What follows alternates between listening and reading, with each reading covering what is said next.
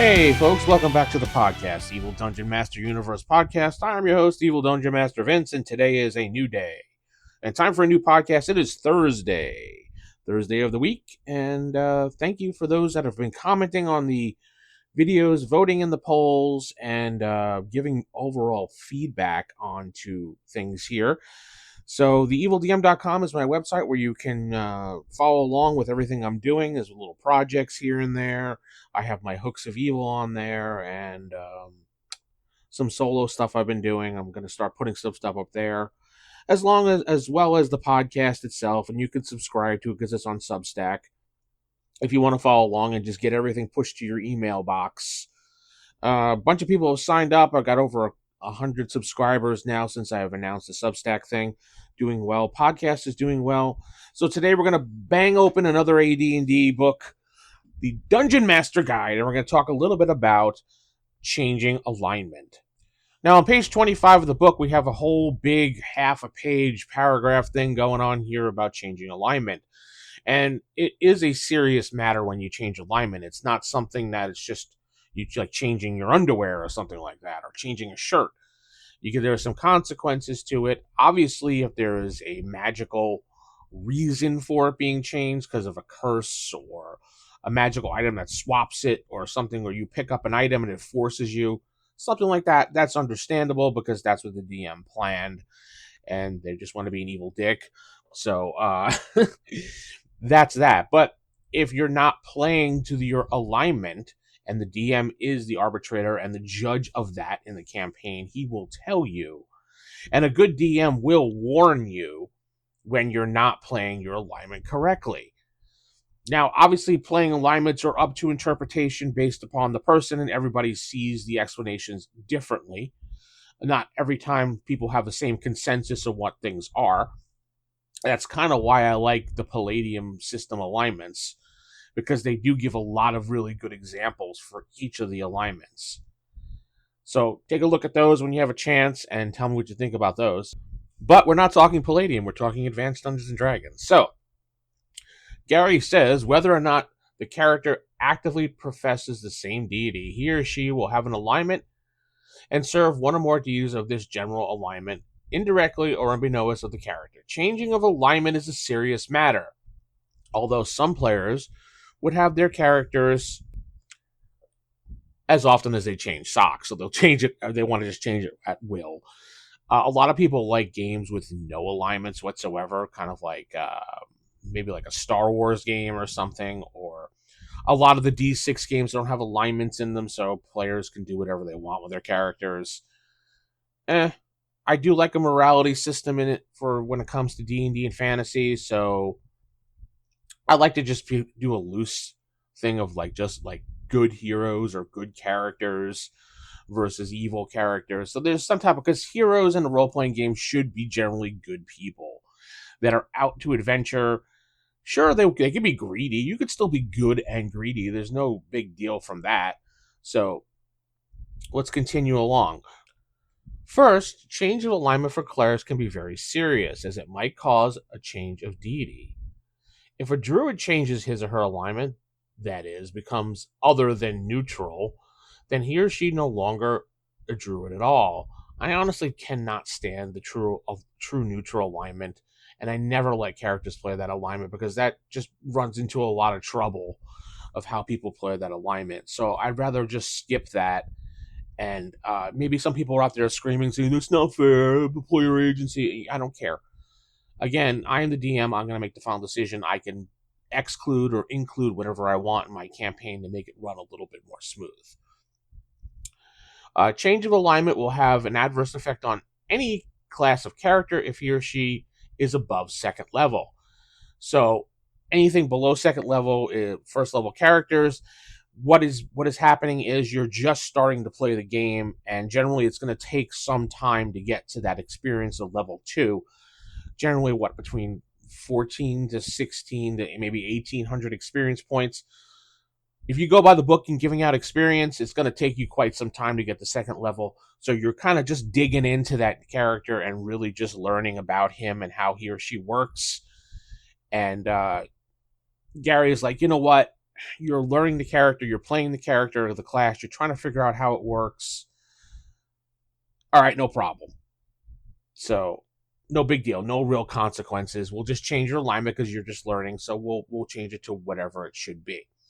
Immediately upon alignment change actually occurring, the character concerned will lose 1 level of experience, dropping experience points, taking him or her to the very beginning of the next lower level, losing a hit die and/or hit points and all abilities which accrued to him or her within the lost level. If the alignment change is involuntary, such as it caused by a powerful magic item or curse, like I was saying before, the character can regain all of the losses, level, hit die, etc., upon returning to his or her former alignment as soon as possible after making the atonement through a cleric of the same alignment, and sacrificing treasure which has a value of no less than 10,000 gold pieces per level of experience of character.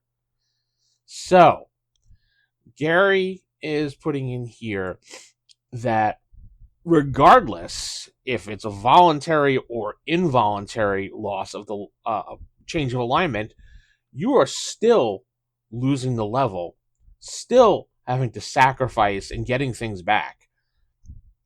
If it's involuntary, sure, you're still going to lose that level. Too bad, so sad. But you know what? Once you regain your composure from this item or whatever, you could still get the stuff back you lost if you sacrifice 10,000 gold and atone through a cleric. Okay. The sacrificial amount is variable, so use your best judgment as to the total and what and where it should go. Magic items to build up the NPC cleric, whatever, money out of the campaign, funds. Magic items out of the campaign, yada, yada, yada. Similarity, such as atonement and sacrifice, can be accomplished by a quest. So not only do you do that, you have to go on a quest, possibly. Note that in all likelihood, the character will desire to retain the new alignment and is incumbent upon you as a DM to ensure that the player acts accordingly. Some equally powerful means, divine intervention, root curse, blah, blah, may be used to restore the original alignment before atonement can begin. All right, so give you some options there to restore if it's involuntarily ripped away from you. Characters who knowingly or unknowingly change alignment through forethought or actions permanently lose the experience points and level due to disfavor. They also must accept a severe disability in alignment language during a 1-level transition period. Until the character has again achieved his or her former level of experience held prior to the change of alignment, he or she will not be able to converse in the former alignment tongue, nor will anything be the rudest signaling possible in the new alignment language. So basically, when you change, you lose the ability to speak alignment language, and your attempt to speak the new alignment language basically means you botching it up and being the most insulting person in the world. So I don't know, I never really understood alignment languages, and it never really was thoroughly explained, except it's some type of form of tongue speak. I don't know. Wasn't really used in many of my campaigns, to be honest. I think I remember one campaign where one of the players purposely started doing it, and it was just like, okay. So anyway, although it was possible for a character to allow him or herself to be blown by the winds as far as the alignment is concerned, he or she will pay the penalty, which will effectively damn the character to oblivion. What a wording that is. That is weird. A glance at the alignment chart will show that the radical alignment change is impossible without magical means. If one is chaotic good, it is possible to change to neutral good or chaotic neutral only, depending on the desire and or actions. From the absolute neutral alignment, one can only move some neutral-based alignment. This represents the fact that the character must divorce him or herself from a certain precepts and views and wholeheartedly embrace another set of values. And human nature is such that without radical personality alteration, such as caused by insanity or magic in the case of this game, such transition must be gradual. So the alignment tracker chart, I remember seeing that. I think Dragonlance had one of those. And there's one here in the book here, but when you change your alignment, you generally will not go from lawful good to chaotic evil. You'd have to shift perspective into one that is right next to it. So you could become lawful to chaotic or lawful to good. I'm sorry, lawful to neutral. I believe it's lawful to neutral, yeah. You can't just skip over right over, jump right over. So it is assumed that the character's initial alignment has been his or hers for a considerable period to the character's emergence and adventuring. Let's see here. It is recommended that you do not inform players of the penalty which will occur when alignment changes, so that those who seek to use alignment as a means of furthering their own interests by conveniently swapping for one for another when they deem the time is ripe will find that they have instead paid the stern price for fickleness. So that's what Gary writes about alignment change. And generally, when it comes to alignment change, I'm not that like by the book by this, because I don't really think, as much as I use the name Evil DM, and people call me the Evil Dungeon Master, and usual Dungeon Master should be like, "Raha, I want to kill everybody and destroy their want." No, I don't want to destroy the fun of campaigns. Sure, I want people to play. Sure, I want people to play the alignment they picked, but if they are not playing their alignment, I will speak to them. I did have this problem. I played a fantasy game. Yeah, it's not D&D, but it's a situation. I had a player who was playing not of his alignment. He picked the equivalent of lawful good, and he was playing alignment that was more along the lines of maybe a neutral or chaotic good equivalent in Palladium. So after much time of playing, I noticed this. Even other players noticed this.